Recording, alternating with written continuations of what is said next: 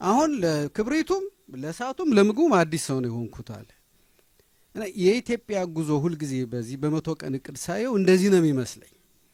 ሰዎች ይመስላቸዋል ትተው ሲሄዱ ወይም ሲተው ወይም እነሱ ሳይኖሩ ኢትዮጵያ እሳት ማንደድ የምታቆም ይመስላቸዋል። ግን ሁል ጊዜ ኢትዮጵያ እየሄደች ነው፣ እንዲያውም እየቀየረች ነው፣ እንዲያውም እያደገች ነው፣ እንዲያውም እየተለወጠች ነው እና ያ ሰውዬ ይቀርበታል፣ ያ ሰውዬ ያጠዋል ያንን እድል እንጂ የኢትዮጵያን መሄድ አያቆመውም ምንጊዜም።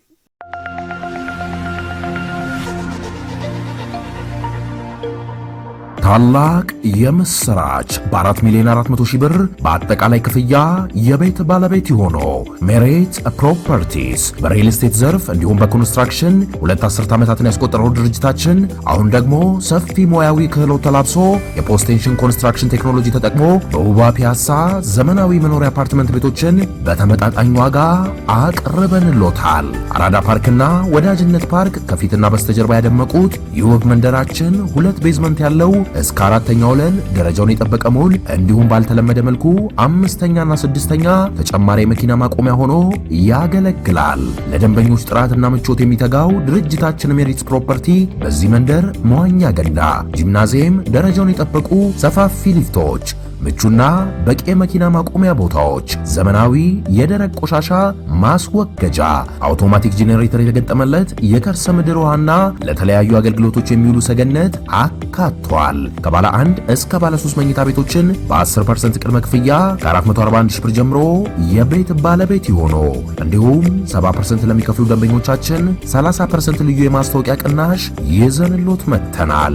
ታዲያ ይህ ቅናሽ የሚቆየው ለ10 ተከታታይ ቀናት ስለሆነ በ0941 44 7879 ላይ ይደውሉ።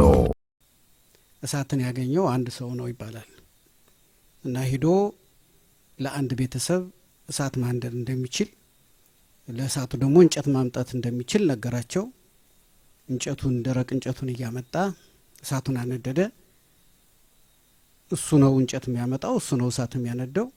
ቤተሰቡ በሱ እንጨትና በሱ እሳት ብቻ ነበር የሚጠቀመው።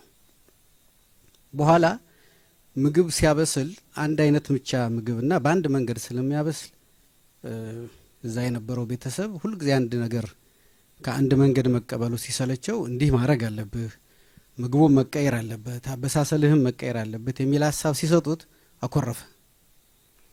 አኮረፈና አንድ ቀን ማታ እሳቱንም አጥፍቶ እንጨቱንም ይዞ ጠፋ እና ቤተሰቡ ጧት ሲመጣ እሳትም የለም እንጨትም የለም።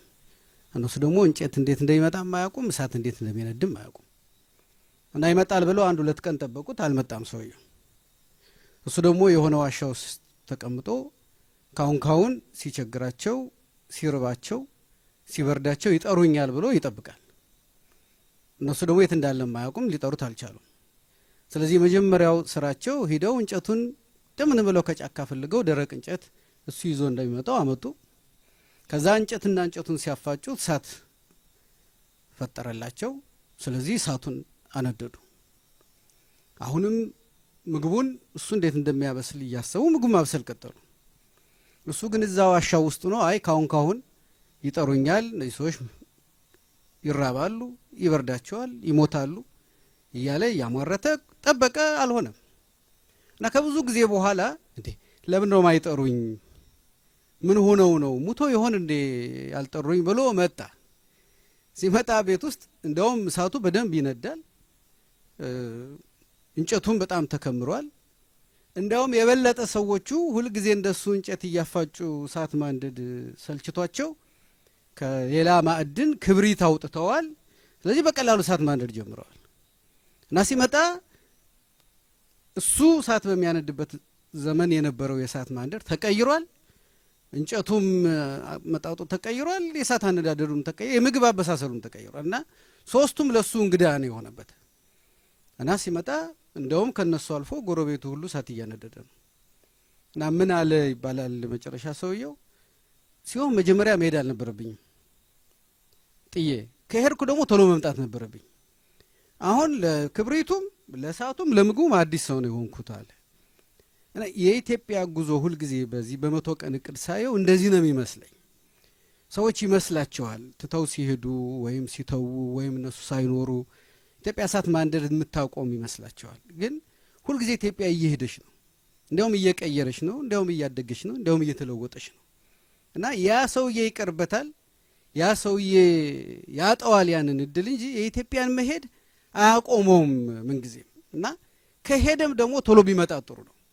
ካልሆነ ብዙ ነገሮች ተቀይረው ብዙ ነገሮች አልፈው ብዙ ታሪኮች ተሰርተው እንኳንስ ቀጣዩን እድገት አብሮ መሳተፍ ያንን ታሪክ ማወቅም እስኪደርሰው ሊደርስ የሚችልበት የእድገት ጉዞ ላይ እንዳለች ነው። ሁልጊዜ ይህንን እቅድ ሳይ እዚህ ቦታ የዛሬ 2 ዓመት አካባቢ ይመስለኛል መተናል። እንደዚህ በካቢኔ ጉብኝት አድርገናል።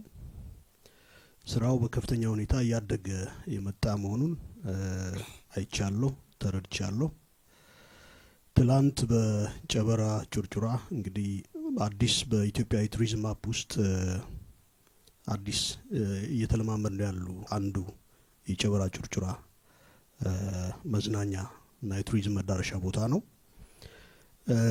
ባለፉት ጥቂት ዓመታት ይሄንን መሰል ሌሎች ትልቅ የቱሪዝም አቅም ያላቸው ማዕከላት በኢትዮጵያ በተለያዩ ቦታዎች ተገንብተው ለአጠቃላይ ለኢኮኖሚ ማመንጨት አዲስ ተጨማሪ ፋክተር ሆኖ መጥተው ያየን ነው እና እኔ በዚህ ውስጥ ምረዳው መማረው በዚህ በመንግስት ውስጥ ይሄንን እድል አግኝተን መስራት ከጀመርኩበት ጊዜ ጀምሮ ኢትዮጵያን በተሻለ እንዳውቅ አቅሟንም እንድረዳ ፖቴንሻሏን እንድረዳ እድል አግኝቻለሁ ብዬ መናገር እፈልጋለሁ። ወደ ተለያዩ አቅጣጫዎች በስራ ምክንያት እንጓዛለን። ስለዚህ ማናቀውን እያወቅን ያላየነውን እያየን እያደነቅን በእርግጥም ኢትዮጵያ በጣም ሰፊ ሀብትና አቅም ያላት ሀገር መሆኗን ለመረዳት እድል አግኝቻለሁ። ሶ እንግዲህ የሌለ ነገር አይመጣም፣ ያለ ነገር ነው ወደ አክቹዋሊቲ የሚቀየረው። ጨበራ መንበለው ጎርጎራ ወንጭ ምን መንበል ዞሮ ዞሮ አቅሙ ትላንትም ሁሌም ነበር። ያንን አቅም አይቶ ተረድቶ ወደ አክቹዋሊቲ የመቀየር ስራን ነበር ሁሌም ይጠብቅ እና ይጠይቅ የነበረው። ስለዚህ ይሄ እንዲሆን ደግሞ ወቅት መምጣት አለበት። መታየት ማየት የሚችሉ ሰዎች አይተው ፖቴንሻሉን ወደ አክቹዋሊቲ ለመቀየር ጉጉት ይፈልጋል። ይሄንን ወደ ስራ ተግብሮ ውጤታማ ማድረግና ትላንት በአቅም ደረጃ የነበሩ ሀብቶችን ወደ አክቹዋሊቲ ወደ ተጨባጭ እውነታ መቀየር ይጠይቃል። ስለዚህ ይሄ እውን ሆኖ በኢትዮጵያ ውስጥ የኢትዮጵያን አጠቃላይ ቱሪዝም አቅም በእጅጉ ከፍ ያደረጉ ማዕከላት ተገንብተዋል። የቱሪዝም ሀብቱም እየሰፋ መጥቷል። ስለዚህ ትላንት በጨበራ ያየሁት ይሄን ነው። አካባቢው በጣም ያምራል። መልክዓ ምድሩ በጣም እጅግ በጣም ያምራል። ምናልባት ለወደፊት እነዚህ ፕሮጀክቶች ተጠናቀው ሲያልቁ ኢትዮጵያኖች እንዲሁም ሌሎች ማናቸውም ሰው ልጆች ወደዚህ መጥተው አካባቢውን ማድነቅ የሚችሉበት እድል ሲከፈት ያኔ ብዙ ሰው ያየዋል። ዞን አይተናል። እንግዲህ ካሁን በፊት ነው ዞን ያየሁት በአካል ከኢትዮጵያ ውጭ ነበር። አሁን ላይ ኢትዮጵያ ውስጥ መጓዝ ስንችል መንቀሳቀስ ስንችል ዞን ማየት እንችላለን። ደስ ብሎኛል። ሌላው ወደዚህ ኮይሻ የሃይድሮ ፓወር ፕሮጀክት ስንመጣ እንግዲህ ይሄ ካፓሲቲው በአፍሪካ ውስጥ ትልቅ ከሚባሉት ውስጥ አንዱ ነው። ከህዳሴ እና አስዋን ከነሱ ቀጥሎ በ3 በ4ኛ ደረጃ ሊቀመጥ የሚችል አቅም ያለው ይመስለኛል ካልተሳሳትኩ። ይሄ ሲገነባ ቅድም እንዳልኩት እያደገ የመጣ ስራ መሆኑን አይተናል። ዞሮ ዞሮ ያለ ችግር እዚህ አልተደረሰም። በሀገራችን ምንም አንደርማይን ማይደረግ ሁላችንም አክኖሎጂ የምናደርገው በዚህም በዛም ችግሮች አሉ። በሌላ የአፍሪካ ሀገራት ቢሆን እነዚህ ያሉ ችግሮች ምናልባት የልማት ስራ አልሰራም ብሎ አንድ መንግስት እንዲቀመጥ በቂ ምክንያት ሊሆነው ይችል ነበር ብዬ አስባለሁ። ስለዚህ እነዚህ ስራዎች በችግርም ውስጥ ተሆኖ እድገታቸው ከፍ እያለ አንዳንዶቹን እየመረቅን ሌሎቹን ደግሞ ላውንች እያደረግን በጣም ትልልቅ ለኢትዮጵያ የሚመጥኑ ፕሮጀክቶች እየተጀመሩ መሰረታቸው ይጣልና እየተቋጩ የተመረቁ ይገኛሉ። ይሄ ሲሆን ቅድም እንዳልኩት በጣም ሰፊ ተግዳሮት አለ። ግን እንደ ሀገር እንደ ህዝብ አጠቃላይ ሬዚሊየንት የሆነ ሀገርና ህዝብ መሆኑን ተጨማሪ በታሪክ እንዳየነው አሁንም ማረጋገጫችን የሚሆኑ ይመስለኛል። የተማርን ነው። ዞሮ ዞሮ ማናችንም ወደዚህ ስንመጣ በፍጽምና ልንመጣ አንችልም። በልምምድ ጋፖችን የሞላን የተሻለ ስራ እየሰራን እንድንሄድ የሚያስችሉ ድሎችን ይዘናል። በዚህ ደግሞ ክቡር ጠቅላይ ሚኒስትሩ የመሩትን ስራዎች በዚሁ አጋጣሚ ከፍ ያለ ዋጋ ልሰጣቸው ፈልጋለሁ። የተማርን ነው። የተማርን ደግሞ የተሻለ ስራዎችን እየሰራን ለሀገራችን በምንችለው ሁሉ አበርክቶ እያደረግን ለመሄድ ዝግጁ ነን ለማለት ያህል ነው። አመሰግናለሁ። ታላቅ የምስራች በ4 ሚሊዮን 400 ሺህ ብር በአጠቃላይ ክፍያ የቤት ባለቤት የሆኑ ሜሬት ፕሮፐርቲስ በሪል ስቴት ዘርፍ እንዲሁም በኮንስትራክሽን 2 አስርት ዓመታትን ያስቆጠረው ድርጅታችን አሁን ደግሞ ሰፊ ሙያዊ ክህሎት ተላብሶ የፖስቴንሽን ኮንስትራክሽን ቴክኖሎጂ ተጠቅሞ በውባ ፒያሳ ዘመናዊ መኖሪያ አፓርትመንት ቤቶችን በተመጣጣኝ ዋጋ አቅርበንሎታል። አራዳ ፓርክና ወዳጅነት ፓርክ ከፊትና በስተጀርባ ያደመቁት የውብ መንደራችን 2 ቤዝመንት ያለው እስከ 4ኛ ወለል ደረጃውን የጠበቀ ሞል እንዲሁም ባልተለመደ መልኩ 5ኛና 6ኛ ተጨማሪ መኪና ማቆሚያ ሆኖ ያገለግላል። ለደንበኞች ጥራትና ምቾት የሚተጋው ድርጅታችን ሜሪትስ ፕሮፐርቲ በዚህ መንደር መዋኛ ገንዳ፣ ጂምናዚየም፣ ደረጃውን የጠበቁ ሰፋፊ ሊፍቶች፣ ምቹና በቂ መኪና ማቆሚያ ቦታዎች፣ ዘመናዊ የደረቅ ቆሻሻ ማስወገጃ፣ አውቶማቲክ ጄኔሬተር የተገጠመለት የከርሰ ምድር ውሃና ለተለያዩ አገልግሎቶች የሚውሉ ሰገነት አካቷል። ከባለ 1 እስከ ባለ 3 መኝታ ቤቶችን በ10% ቅድመ ክፍያ ከ441 ሺህ ብር ጀምሮ የቤት ባለቤት ይሆኑ።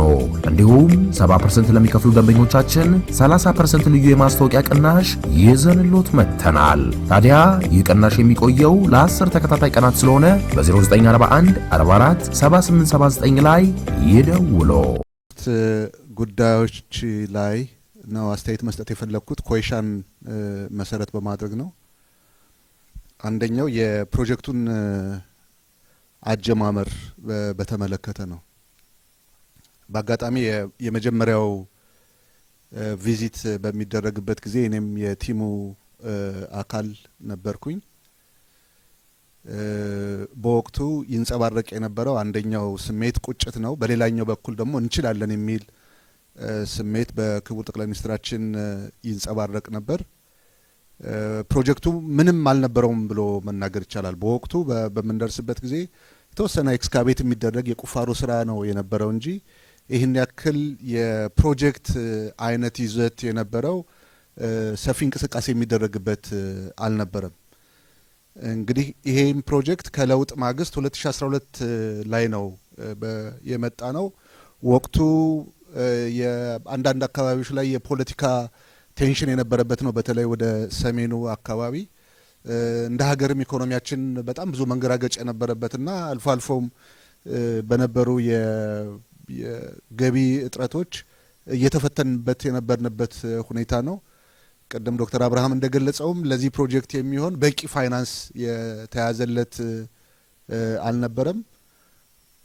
ኢሚዲየትሊ ደግሞ ፕሮጀክቱን እንደገና ማስጀመር ላይ ያለን ኮቪድ ተከስቶ የነበረበት ሁኔታ ነው የነበረው። ነገር ግን ምናልባትም አብሮ መጠቀስ ያለበት የህዳሴው ግድብ ኦልሞስት ተንገራጮ ቆሞ በአዲስ መልክ ለማስጀመር የፋይናንስና ሌሎች ቴክኒካል ስራዎች ርብርብ እየተደረገ የነበረበት ወቅት ነው። በሙሉ የነበሩትን ሁኔታዎች ወስደን ስናይ አዲስ ፕሮጀክት ለመጀመር የሚያስችሉ ናቸው ብሎ መውሰድ አይቻልም። ነገር ግን ኢትዮጵያ ያስፈልጋት ስለነበር ይሄ ፕሮጀክት መሳካት አለበት ተብሎ ክቡር ጠቅላይ ሚኒስትር በሰጡት ቁርጥ አመራር ነው ይሄ ፕሮጀክት ከሞተበት እንደገና ተነስቶ ህይወት ዘርቶበት ዛሬ እዚህ የደረሰበት ደረጃ ላይ የደረሰውና አጀማመሩ ከሌሎች ፕሮጀክቶች የተለየ ባህሪ የነበረው ነው የሚለውን ነው አንዱ የተገነዘብኩት። ይሄ መታወቅ አለበት ብዬ አስባለሁ። ብዙ የተስፋ መቁረጥ ስሜቶች፣ ጫናዎች፣ ችግሮች የነበሩበት ወቅት ነገር ግን ለኢትዮጵያ ያስፈልጋት ስለነበረ በኮሚትመንት የተገባበት ፕሮጀክት ነው የሚለውን ለማንሳት ነው። ሁለተኛው ምን ትሩፋት አለው የሚለውን በተመለከተ በቀጥታ የሚገለጸው የኢኮኖሚ ትሩፋቱ 1800 ሜጋዋት ኤሌክትሪክ ከዚህ ግድብ ማግኘት ማለት ኦልሞስት የህዳሴውን ግማሽ እንደማለት ነው። ይሄ ቀላል አይደለም። ኢኮኖሚካሊ በኢንዱስትሪው፣ በሰርቪስ ሴክተሩ፣ በአግሪካልቸር ሴክተሩ የሚኖረው ሚና ቀላል አይደለም።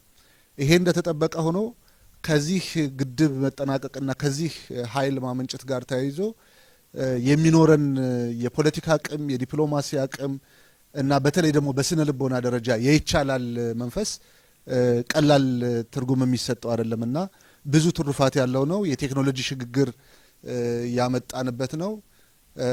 ቅድም ሲገለጽ እንደነበረው ትልልቅ እቃዎችንም ጭምር እዚህ ማምረት መቻላችን የሎጂስቲክ ኮስት መቀነስ ብቻ ሳይሆን የቴክኖሎጂ ትራንስፈርም እያመጣንበት ያለ ነው። ስለሆነ ትልቅ ትሩፋት ያለው ነው እና በኢኮኖሚ ብቻ ሳይሆን በሁሉም መታየት ያለበት ነው የሚል አስተያየት አለኝ። ሶስተኛውና የመጨረሻው ምንድነው እንዲሳካ ያደረገው ነገር ምንድነው የሚለውን ነው ማንሳት የፈለኩት። አንደኛው እንደ ብልጽግና ያስቀመጥነው ግልጽ ራዕይ ነው። ያስቀመጥነው ራዕይ የኢትዮጵያን ብልጽግና እውን የማድረግ ነው። ለዚህ ያለን ኮሚትመንትና ተነሳሽነት ነው ወደዚህ ያመጣው። ክቡር ጠቅላይ ሚኒስትር አሁን 12ኛ ጊዜያቸው ነው ይህንን ፕሮጀክት የሚጎበኙት በአካል ቅድም በዝርዝር እዛ እንዳየነው። ይሄ ማለት በአማካኝ በአመት 2 ጊዜ 3 ጊዜ አካባቢ ማለት ነው ካጀማመሩ እስካሁን ድረስ ያለውን። ከዛ ውጭ ባሉት ደግሞ የሚደረጉ ክትትሎች አሉ። ይሄ ባይሆን ኖሮ ይሄ ፕሮጀክት እዚህ ደረጃ ላይ ይደርስ ነበር ወይ የሚለው ለስራችን ለራዕያችን መሳካት ክትትላችን ያለውን ፋይዳና ሚና በግልጽ የሚያሳይ ስለሆነ ለምን ተሳካ እንዴት ተሳካ የሚለው አንዱ ከሊደርሺፕ ጋር የተያያዘውን ጉዳይ ማየት ያስፈልጋል የሚል ነው። ሁለተኛ እኔ የተማርኩት ፕሮጀክት ሲመቸን የምንፈጽመው ሲሟላልን የምናደርገው ገንዘብ፣ ጉልበት፣ ነባራዊ ሁኔታዎች ሲመቹን ብቻ የምናደርገው ሳይሆን በተቸገርንበት በተጨነቅንበትና ብዙ ፈተናዎች ባሉበትም ጊዜ ጭምር ማሳካት አለብን ብለን ወደ ራዕያችን የሚወስዱ ግቦችን እና መንገዶችን ተከትለን መሄድ እንዳለብን ትምህርት የሚወሰድበት ነው። ስለዚህ ለራዕያችን ያለንን ኮሚትመንት የሚያሳይ ስለሆነ አንዱ እንዲሳካ የሚያደረገው ይሄ ነው የሚል እምነት አለኝ። በመጨረሻ ከዚህ ፕሮጀክት መወሰድ ያለበት ሌላኛው ትምህርት ብዬ የምወስደው በየትኛውም ፈተና ውስጥ ሆነን የኢትዮጵያን ብልጽግና አይቀሬነት በምሳሌነት ልናስተምርበት የምንችልበት ፕሮጀክት ይሄ ፕሮጀክት ነው። ነባራዊ ሁኔታዎች ሲመቹ ብቻ የምንፈጽመው ፕሮጀክት ቢሆን ኖሮ ይሄ ፕሮጀክት ዛሬም አይጀመርም ነበር። ያኔ አይደለም ዛሬም አይጀመርም ነበር። ነገር ግን በፈተና ውስጥም ሆነን ፈተናዎችን ተቋቁመን የኢትዮጵያን ብልጽግና እውን ማድረግ አለብን ብለን በመስራታችን ምክንያት ይህን ትልቅ ፕሮጀክት ማሳካት ችለናል። የዚህ ፕሮጀክት መሳካት የኢትዮጵያን ብልጽግና ማይቀሬነት ማሳያ ነው የሚል እምነት አለኝ። አመሰግናለሁ። አመሰግናለሁ ክቡር ጠቅላይ ሚኒስትር። እኔም በተወሰኑ ጉዳይ የሚሰማኝ ይሄን ለመናገር ነው። አመሰግናለሁ። እኔም በጣም አመሰግናለሁ ለነበረን ውይይት። የሪፍሌክሽን ጠቀሜታው ሰዎች በድንገት በቅጽበት የተሰማቸውን ስሜት ሲያካፍሉ ስፓርክ የሚያደርጉ አይዲያዎች ይኖራሉ። ከነዚህ አይዲያዎች ወደ ኋላ መለስ ብሎ ጠንካራና ደካማ ጎን ለማየት ቀጣይ ስራ ለመመርመር የሰዎችን ምልከታ አሰናስሎ የተሻለ ሀሳብ ለማውጣት በእጅጉ የሚያግዝ የመማማሪያ መድረክ ነው። ካቢኔ ደግሞ ሲባል ሁልጊዜ አዲስ አበባ አዳራሽ ውስጥ ተቀምጦ የሚነታረክ ብቻ ሳይሆን ወጣ ብሎ ስራ አይቶ በእንደዚህ ባለው አውድ መነጋገርና ሀሳብ መቀያየር የሚችል መሆኑ ለኛ ብቻ ሳይሆን ይሄን ለሚያዩ ሰዎችም አስተማሪ ይሆናል። ቦታው በጣም ሂስቶሪካል ከመሆኑ ጋር ተያይዞ ደግሞ የበለጠ ስራዎቻችንን በቅርበት እያየን ለመምራት የሚያስችል እድል ይፈጥራል። ሁላችሁም እንደምታውቁት የመፍጠንና መፍጠር አስፈላጊነት ኢትዮጵያ ውስጥ አሁን በግልጽ መታየት እየጀመረ ነው። በሀገር ደረጃ በሺ የሚቆጠሩ ፕሮጀክቶች አሉ። ከትናንሽ ስራ ጀምሮ ትላልቅ ስራዎች። እነዚያን ፕሮጀክቶች እንዲሰሩ መከታተልም ካለቁ በኋላ ማስመረቅም እንደ ከዚህ ቀደሙ ቀላል ጉዳይ አይደለም። ተከፋፍለናቸውም ቢሆን ማስመረቅ በራሱ ራሱን የቻለ ስራ እየሆነ መጥቷል። በጣም በርካታ ፕሮጀክቶች እንድናስመረቅ ጥያቄ ይቀርባል። ግን ከፕሮግራም መጣበብ ጋር ተያይዞ እንቸገራለን። ግድብ ብቻ ብንወስድ በቅርቡ ሶማሌ ክልል አስመርቀናል፣ ህዳሴ አስመርቀናል፣ ወልመል አስመርቀናል።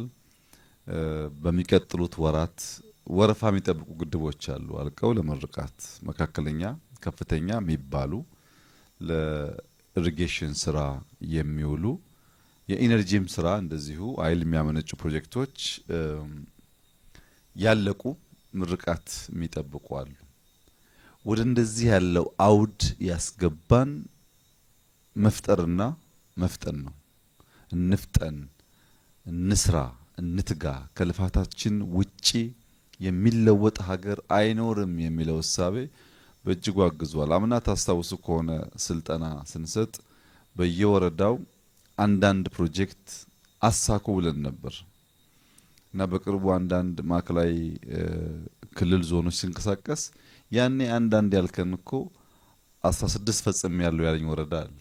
በራሱ ኢኒሼቲቭ ሪሶርስ ፈልጎ ፕሮጀክት ጀምሮ ጨርሶ ለህዝብ ጥቅም ያዋለ ወረዳ አመራር ማለት ነው። በየቦታው ታያላችሁ። በተለይ በፐብሊክ እና በፒፕል ፓርትነርሺፕ ፐብሊክ ፕራይቬት ነበረ፣ ግን ፐብሊክ ፒፕል ፓርትነርሺፕ ለን ስራ እንስራ የታመቀ አቅም ማህበረሰብ ውስጥ አለ ብለን የጀመርነው ጉዳይ በትምህርት ሴክተር እንኳን ብትወስዱ ቢሊየንስ ነው። ትምህርት ሚኒስቴር ትምህርት ለትውልድ ብሎ ሬዝ ያደረገው በጣም በርካታ ስራዎችም የሰራው በሁሉም ሴክተር በኮሪደርም ብትወስዱ በገጠር ኮሪደርም ብትወስዱ የማህበረሰቡ ከመንግስት ጋር ተሳስሮ ለልማት የሚጠቅሙ ሀብቶች፣ እውቀቶች፣ ጉልበቶች እያዋጣ ሀገሩን እየሰራ ሀገሩን እየቀየረ የሚሄድበት ልምምድ መስፋቱ እነዚህ የመፍጠር ሁኔታዎች በእጅጉ እያገዙን መሆኑን ያሳያል። ወደ ኮይሻ ግድብ ስንመጣ እኔ ለመጀመሪያ ጊዜ የኮይሻ ግድብ መኖሩን የሰማሁት ለህዳሴ ግድብ 1 ቢሊዮን ዩሮ ሳሊኒ በሶስተኛ ወገን አስወስኗልና ያንን ቢሊዮን ዩሮ ካልከፈል ስራው መቀጠል አይችልም የሚል ሪፖርት መጥቶልኝ ከሳሊኒ ጋር ፌስ ቱ ፌስ በጉዳዩ ለመነጋገር ለመደራደር ወደ ሀገር ውስጥ ጠርተነው እኔና ሌሎች በሴክተሩ ያሉ ኃላፊዎች ሙያተኞች ባሉበት በጣም ረዘም ያለ ኔጎሺዬሽን እናደርግ ነበር ያንን ገንዘብ ለማስቀነስ እና ከ1 ቢሊዮን ዩሮ ወደ 500 ሚሊዮን ዩሮ እንዲያወርድ ካደረገው ፕሪኮንዲሽን አንዱ ሌላ የቆመ ፕሮጀክት አለ እና እሱንም ማየት ይኖርብሃል የሚል ነው። እኔ ራሱ ህዳሴ ለኔ ናይትሜር ነው። ማኔጅመንቱ ችግር አለበት፣ ፕሮጀክት ኮንትራክተሮቹ ችግር አለባቸው። እነሱን እንኳን ቀይሬ መጀመር አልችልም። ተጨማሪ 1 ቢሊዮን ዩሮ ጥያቄ ነበር። እሱን እንደምንም ግማሽ ቢሊዮን ዩሮ አድርገን ከወሰን በኋላ ራሱ ህዳሴን አንቀሳቅሶ ስራውን መጀመር ፈተና በሆነበት ወቅት ሌላ ፕሮጀክት አለ ተባለ። ተጨማሪ ቀጠሮ ይዘን ተለያየን እና በቀጠሯችን እሱም ከኔ ጋር ያሉ የስራ ባልደረቦችም በጋራ መጣን። ስንመጣ ካምፕ አለ፣ ፕሮጀክቱ ግን የለም ወይ የሚታይ ነገር የለም። 1 ኪሎግራም ሲሚንቶ እዚህ ፕሮጀክት ውስጥ አልተጨመረም በዚያ ጊዜ። በአንጻሩ ልል አፈሮች ለግድብ ስራ የሚያግዙ ልል አፈሮች ለማውጣት መጠነኛ እስካቬሽን ተጀምሮ እሱም ቆም ብሏል፣ ገንዘብ ስላልነበረው ፕሮጀክቱ። የፕሮጀክቱን ጠቃሚነት ከነገሩኝ በኋላ ተያይዘን ከዚህ ወደ ግቤ 3 ሄድን። ግቤ 3ን አየው፣ ትስስራቸውን አየው፣ አስፈላጊነቱን አየው። መልሰን ቢሮ ከገባን በኋላ እንዴት አድርገን ይህንን ጉዳይ ልናስጀምር ልናሳካ እንደምንችል ተመካከርን። አስፈላጊ ፕሮጀክት ነው። ምክንያቱም ህዳሴ ኢነርጂ ማመንጨት ጀምሮ በጥቂት ዓመታት ውስጥ ኢትዮጵያ የኢነርጂ ሬሽን ውስጥ ትመለሳለች። እኛ ስመጣ ታስታውሱ ከሆነ ሬሽን ነበር፣ በፈረቃ ነው መብራት የነበረው። ያን ፈረቃ አጥፍተነዋል አሁን። ነገር ግን ተጨማሪ ኢነርጂ ላይ ኢንቨስት ካላደረግን በጥቂት ዓመታት ያ ፈረቃ ይመለሳል። የኢትዮጵያ ዲማንድና የማመንጨት አቅም በንጽጽር ሲታይ አይወዳደርም። ምናመነጨው ውስን ነው፣ ዲማንዱ ደግሞ ከፍተኛ ነው። ስለዚህ የግድ ኮይሻ መጀመር አለበት ብለን ወሰን። እኔ በጣም በተደጋጋሚ መጥቻለሁ። ቅድም በተገለጸው መንገድ ከመጣሁ ጊዜ ጀምሮ ላለፉት ጥቂት ዓመታት 15 ሚሊዮን ኪዩቢክ ሜትር የሚጠጋ ልል አፈር ኤክስካቬት ተደርጓል። ከዚህ ቦታ ለግድቡ፣ ለስፒልዌይ፣ ለፓወር ሃውስ ስራ የሚውሉ ከ15 ሚሊዮን ያላነሰ ኪዩቢክ ሜትር ልል አፈር ተዝቆ ወጥቷል። ያ ተዝቆ ከወጣ በኋላ 5.4 ሚሊዮን ኪዩቢክ ሜትር ኮንክሪት ተሰርቷል። 5.4 ሚሊዮን ኪዩቢክ ሜትር ኮንክሪት ማለት ቅድም ባያችሁት በአስቸጋሪው መንገድ አብዛኛው ነገር ከአዲስ አበባ ተጓጉዞ እየመጣ ወይም ከአዲስ አበባ አካባቢ ተጓጉዞ እየመጣ ማለት ነው። ሲሚንቶ ብረቱ ደግሞ ከሀገር ውስጥ የማይገኝ ከሆነ ከውጭም ጭምር ነው ይመጣው። የሎጂስቲክስ ሀስል አንድን ስራ መፈለግ፣ ማሰብ፣ ማቀድ፣ መከታተል ብቻ ሳይሆን ያን ለማሳካት ገንዘቡም እያለ ያለብን የሎጂስቲክስ ውስንነት ብዙ ሀብት ኢንፍራስትራክቸር ላይ ማዋል እንዳለብን እግረ መንገድ ያስተማረን ጉዳይ ነው። ዛሬ ወደ ታች በበቂ ደረጃ ያልተቆፈረ ቦታ ብዙ ከዚያ በኋላ ተቆፍሮ አሁን የኮይሻ ግድብ 128 ሜትር ከፍታ አለው።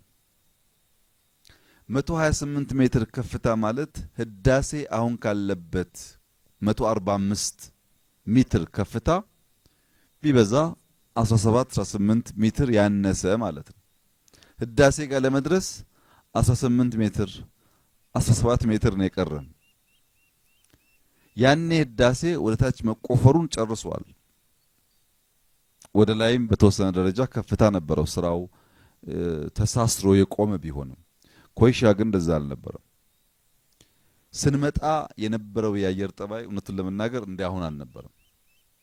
እዚህ ቦታ በሺ የሚቆጠሩ ኢትዮጵያውያን በተለይ ደግሞ መብራቱ የሚባል እና አባይ የሚባሉ ፕሮጀክት ማኔጀሮች የኢትዮጵያን መንግስት ወክለው ኮንትራክተሩ ጋር የሚሰሩ በዚያ ሁሉ አመታት ቀን ከሌት እዚህ ያሉትን ኢትዮጵያውያን እያስተባበሩ ይህንን የመሰለ ታሪክ በደም በላብ የተጻፈ ታሪክ ለልጆቻቸው ለማውረስ የሚያበቃ ብቃት ፈጥረው ማየት መቻል በእጅጉ የሚያኮራ ነገር ነው። ከኢትዮጵያውያን የተደመረ ጥረት ውጪ ስለወሰን ገንዘብ ስለመደብን ብቻ ፕሮጀክት ማሳካት አይቻልም። ፕሮጀክት ያንን ቪዥን ተጋርተው የሚሰሩ ቁርጠኛ ሙያተኞች፣ ሰራተኞች ይፈልጋል። የዚያን ፕሮጀክት ከባቢ ሰላም የሚጠብቅ ሰላም ወዳድ ማህበረሰብ ይፈልጋል። ይሄ ፕሮጀክት የተለየ ወታደር አልመደብንለትም። ራሱ ጀግናው የኮንታ ህዝብ ይጠብቀዋል፣ ያግዛቸዋል፣ ከጎናቸው ይቆማል። መንግስት የወሰደውን መጠነኛ እርምጃ በበለጠ ጥረትና ድካም ጀግኖቹ እንደዚህ ላለ ለአማረ ነገር አብቅተውታል። እነዚህን ግለሰቦች ሳናመሰግን የኮንታን ነዋሪዎች ሳናመሰግን ፕሮጀክቱን ብቻ ካየን በቂ አይሆንም። እነዚህን ግለሰቦች ማመስገን የምፈልግበት አንዱ ምክንያት ፔንስቶክ ይሄ ውሃው ወደ ኢነርጂ ማመንጫ ወደ ተርባይን የሚያስጉዘው ቱቦ ፔንስቶክ የሚባለው ከዚህ ቀደም ተሰርቶ ተበይዶ በትላልቅ መኪና ተጭኖ የመምጣት እጣ ፈንታውን የቀየረ ስራ ሰርተዋል። ጠፍጣፋውን ብረት ካመጡ በኋላ ያን ፔንስቶክ መበየድ፣ ኢሬክሽን መስራት፣ የተሟላ ብቃት ይዞ እንዲወጣ ማድረግም ጭምር እዚህ ቦታ ነው የሚሰራው። ቅድም እንዳያችሁት በእኛ ወጣቶች ነው። ይሄ ከፕሮጀክቱ ባሻገር የሚያስከትለው የእውቀት ሽግግር ለቀጣይ ስራዎቻችን የሚከፍተው በር ኢትዮጵያን አግዝፎ ለሚያይ ማንኛውም ዜጋ አኩሪ ተግባር ነው። በእጅጉ የሚያኮራ ተግባር ነው። በእርግጠኝነት እነ መብራቱ እና አባይ መሰል ፕሮጀክቶች ብቻቸውን ይዘው ለመምራት የሚያበቃ ትልቅ ስልጠናና እውቀት ከትጋታቸው እና ከጥረታቸው ጎን ለጎን እየሸመቱ ይገኛሉ። እዚህ ሲጨርሱ የሚሰጥ ሰርቲፊኬት የለም፣ የሚሰጥ ዲግሪ፣ የሚሰጥ ማስተርስ የለም። የትኛውም የዓለም ዩኒቨርሲቲ ግን እዚህ ቦታ ያገኙትን የተግባር እውቀት ሊሰጣቸው አይችልም። እነዚያም ጭምር ናቸው ለኛ ሀብቶቻችን ተጨማሪ ግድብ ለመስራት ስለሚያግዙ። ቅድም በብዙዎቻችሁ እንደተነሳው ኢትዮጵያ ውስጥ ያለው ፖለቲካል ሁኔታ አስቻይ ባልሆነበት ብዙ ፈተናዎች፣ ተግዳሮቶች ባሉበት ሁኔታ ውስጥ እንደዚህ ያለው ሜጋ ስራ እንዴት ይሰራል የሚል በተደጋጋሚ የምሰማው ቋንቋ ነው። ብዙ ሰዎች እንደዚህ ያለውን ንግግር ሲናገሩ ሰማሉ። ለዚህ በፈተና ውስጥ ውጤት ስለማምጣት ለሚያስቡ ሰዎች ያለኝ መልእክት በመጀመሪያ ምቀኞች የሚያድግን ነገር እድገት አይገቱም። ምቀኞች ያለን ሀብት በምቀኝነት ሊቀንሱት አይችሉም። ይህን በአንድ ምሳሌ ለማስረዳት የፀጉርና የጥፍር ሁነኛ ምቀኛው ምላጭ ነው። ምላጭ ባገኘው አጋጣሚ ፀጉር ይላጫል፣ ባገኘው አጋጣሚ ጥፍር ያሳጥራል። ነገር ግን ጥፍርም ማደጉን አያቆምም፣ የራስ ፀጉርም ማደጉን አያቆምም። ሰዎች በፈተና ውስጥ እድል ፈልቅቆ ያወጡ መሄድን ካላወቁበት በቀር በፈተና እና በምክንያት ታስረው የሚቆሙ ከሆነ ሀገርን መስራት ሳይሆን ቤተሰብ መምራት ይቸገራሉ። እዚህ ያሉ የካቢኔ አባላት እንዲገነዘቡ ፈልገው የኢትዮጵያ ፈተና ከነገ ወዲያ በኋላ እየጨመረ ነው የሚሄደው። ባደግን ቁጥር፣ ትልቀታችን በተረጋገጠ ቁጥር፣ ሀብታችን መውጣት የጀመረ ቁጥር አሁን የምናውቃቸው ፈተናዎች ብቻ ሳይሆኑ አዳዲስ ፈተናዎች ይወለዳሉ። ፈተናን አንቲሲፔት አድርገን ማንኛውም ተግዳሮት ሲገጥመን እንደ እድል ወስደን መስራት ማንዘጋጅ ካልሆን ማንኛውም እንቅፋት እየመጣ ጠልፎ ሊያስቀረን ይሞክራል፣ ይፈልጋል። ትላልቆቹ ሀገራት ከኛ በእጅጉ የበዛ ፈተና አለባቸው። በአቅማቸው ልክ በሳይዛቸው ልክ ፈተና አለባቸው። ያንን ፈተና የሚሻገሩት ያንን ፈተና የሚያልፉት ከእያንዳንዱ ችግር ውስጥ እድል ማውጣት ይቻላል። እሳት የፈጠረውና የሚለኩሰው ሰው ሲጠፋ እሱም ማሳደድ ብቻ ሳይሆን መሞከር ይቻላል የሚል እሳቤ ሲኖር ማለት ነው። አሁንም ፈተና አለ፣ ነገም ይኖራል፣ ትናንትም ነበረ። ነገር ግን እኛ በእይታ ለውጥ ስራዎቻችን እንሰራለን። የእይታ ለውጥ ሲባል ሁሉ ሰው አይን ስላለው ብቻ ማየት አይችልም። አይን ጧት ያየውን ጧት ባየበት ስፍራ ከምሽቱ 3 ሰዓት ብትወስዱት ማየት አይችልም። የማየት ምስጢሩ ብርሃን እንጂ የአይን መተከል አይደለም። ትላልቅ አይን ተተክሎልን ብርሃን ከሌለ በጨለማ ውስጥ ማየት አንችልም።